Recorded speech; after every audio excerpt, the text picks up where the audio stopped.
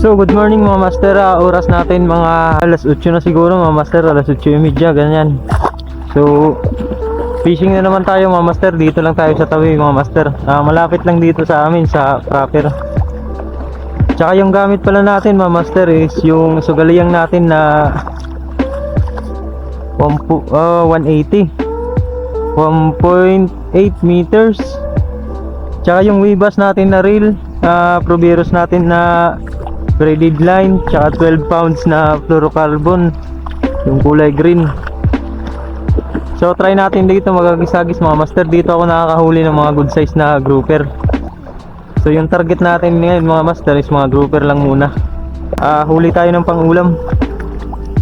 Madali lang to mga master, mga ilang cast lang uwi agad, pantanggal kati lang. Dito nakakahuli ako ng grouper na pang sa laot. Kumbaga sa laot lang nahuhuli ba. So nakakahuli ako dito. So try natin maghagis mga master.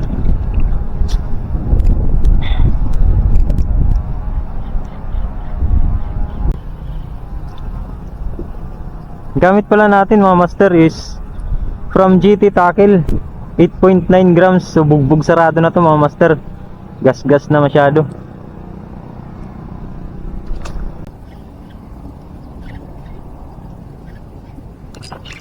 Fish on mga master, good size. So napatigil tayo mga master. Ayun, ito yung sinasabi ko mga master.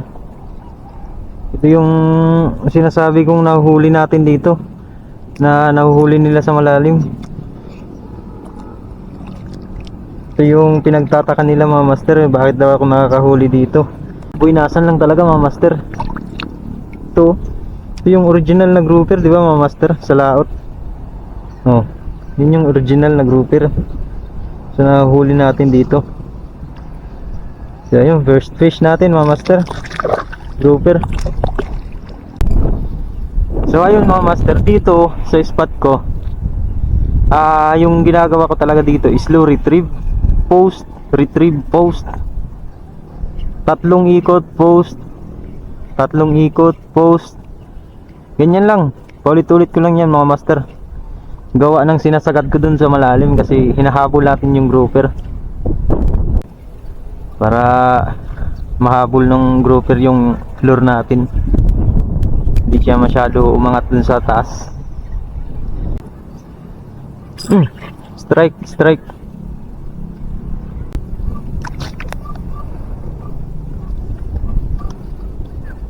Yan, kahagis pinapalubog ko muna ng mga ilang segundo tapos retrieve. Minsan naman nasabitan ako pag ganyan pag tumatagal, pero goods naman, nakakuha naman natin kasi kaya naman.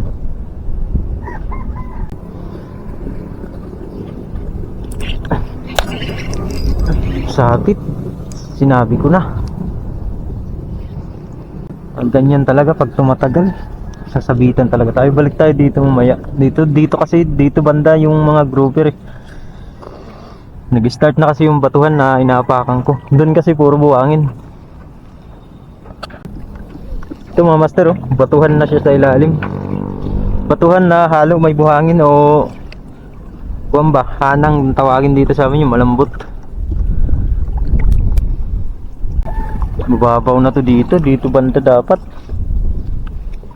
Dito kasi yung malalim. Ito dito puro corals na.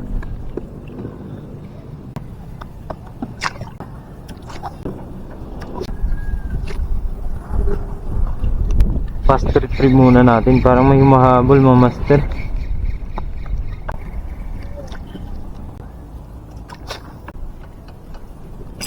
Ay, strike, ang lakas. Ayun ka, malalim to dito. Kaya pala may malaking corals dito sa harapan. Fish on, maliit. Pero good size na din, paksiwin na din to mga master. Fights na to.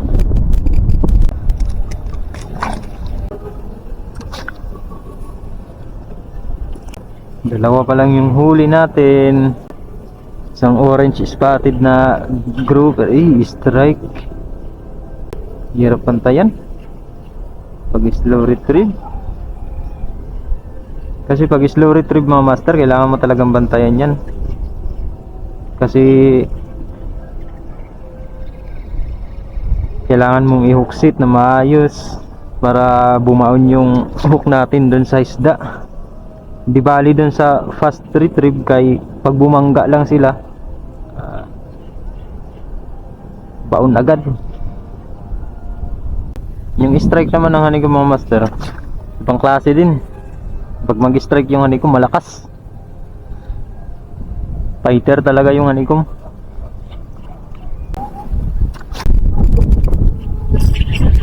Yun, maliit na naman. Pero good size ata to. Ay, balagbag. Tinamaan sa likod. Paksiwin size. Pasok ka na.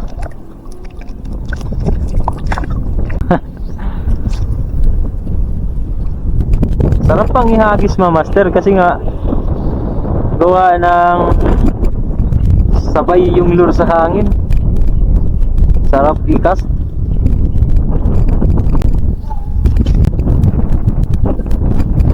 Wow, layo. Retrieve.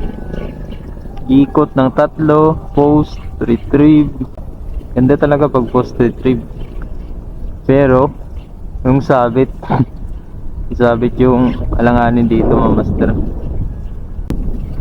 Matansya mo naman din kasi pag alam mo naman yung lure mo kung gaano kabigat, matansya mo din siya kung asa na siya, banda ba sa ilalim, kung sagad na ba siya o bato ba yung tinatamaan. Tatansya mo yan mga master.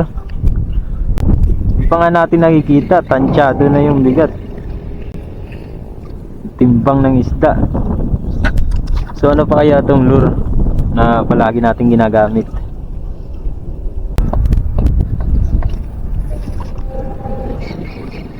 May lumalangoy sa harapan ko. Ayun, strike. Baluata. Kita ko yung langoy niya pag ganun, no? Kaya inag-iisa natin dito, nag-strike. Hindi nga lang napuruhan. Yung masarap na tuyo mga master, oh. Ito, masarap na tuyo ito mga master. Yan, ah. Yung turutot. Hindi ko alam anong kinamatay nito. Pero bago pa siya. Oh, huli siguro ng mga taga rito, tapos tinapon na lang. Pag nagmamadali talaga mag-fishing, ang daming nakakalimutan. Wala nang naglalaro na fishing. Pinasok pa sa bato. Good size. Good size din. Kaya pala medyo may power siya kung humikit.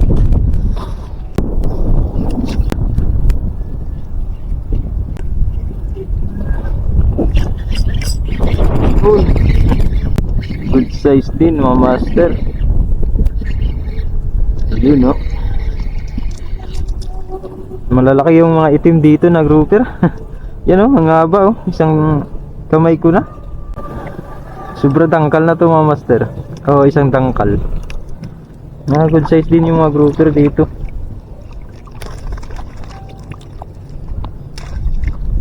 Kaya natutunan ko tong retrieve na to mga master, yung technique na to mga master, kay master, ang pangalan nito nakalimutan ko lang, basta isisingit ko na.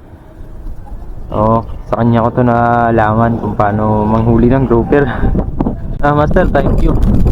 Ang dami naming natutunan sa mga tutorial mo ba, mga easy step lang. May angler dito mga master, naligaw ng landas. Fish on, kanina ka pa. Magaan. Ay, paksiwin size din.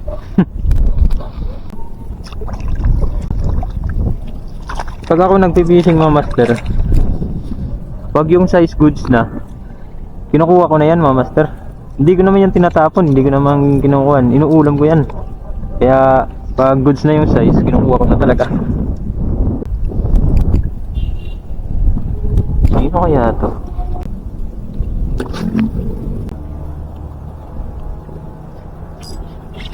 Iyo ka, fish yun pala. Isda pala, akala ko sumabit lang. Wala tang isda kasi nadadalawa.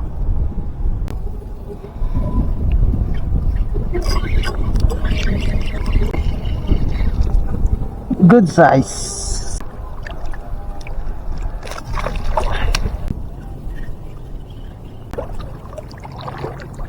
Yung bag natin mga master natanggal. Pusa ka lang. Bubuti na lang nakita ko. Hindi natin nakita. Patay na, wala na. Andito pa naman yung reserva natin na battery. Tsaka yung mga lure. Ay, tara. Tama na tayo dyan. Ha? Kaya gadla. Ikaw may daka?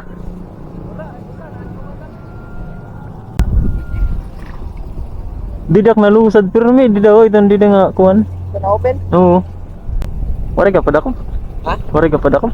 Wari. Ada man eh. Adali ka man na kanya.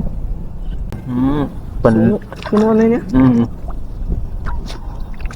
Sa labod lang ito na dako po, may dadin ni. Kadua naksa na nakadakop din. Yan ay yung maging kuan niya na sa Puros lang nila. Hirap na stray ka. Kanina usap. Usap po doon. Ayaw good pagpaspas eh, ma-retrieve good. Hirap sa pagpaspas. Ito na kayo nasasabi. Ano ba yan? Hindi nga green. Lubog man. Ngayon akong gagamit sa lubog. Try ta nga din sa may mukha na dapit.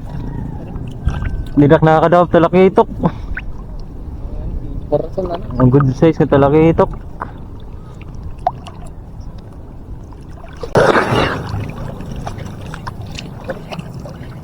So ito mo pala tutong na rin. At tulay nga nakilala ko itong kano. Natagmay niya sa akon. Timunti lang. Sa kuan. Hindi ba ito? Indonesia man ito siya tingin. Dito niya pinalit. Kanya mga gamit, mga kapong.